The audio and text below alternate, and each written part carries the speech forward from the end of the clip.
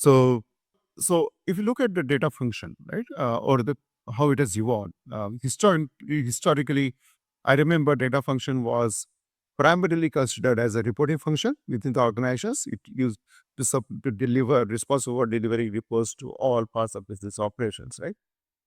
But as organizations started focusing more on customer experience to personalization and the resilient growth in AI, that means data has become a really important and strategic asset now, right? And what it means, like the expectations from CIOs, CEOs, and even board has shifted over a period of years.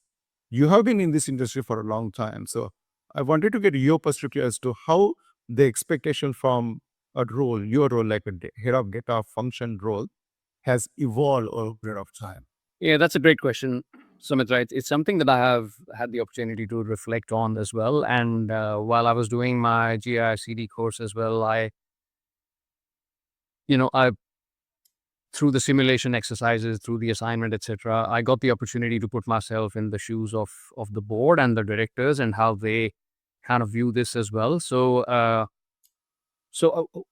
what I feel is that it's the expectations internally are a function of how the external environment is changing around us, right? So the internal expectations are influenced now over the recent past by the changing expectations from both customers as well as regulators. So people are now more aware than ever before. Not only people like you and me who are in the data and technology domain, but also the common man and woman just on the street. Everyone is more aware of the need for privacy and for data protection, and they're expecting more from organizations, right? So the cyber incident, at my last organization occurred as we spoke about, in a short period after I moved into the role.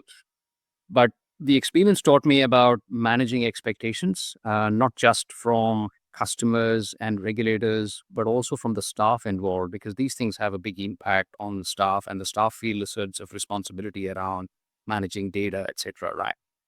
So data leaders now really have a balancing role. It's a fine balancing role where they need to manage expectations of internal stakeholders, but it has to be in the context of a rapidly evolving external environment relating to cyber threats and the opportunities and threats that come with AI, as you're aware, while also balancing the needs of the people that you're leading. And you have a large team typically when you're in these sort of roles, and the people are looking at you to guide them and to support them in a constantly changing environment. So it's a multifaceted and therefore very exciting role to be in these days.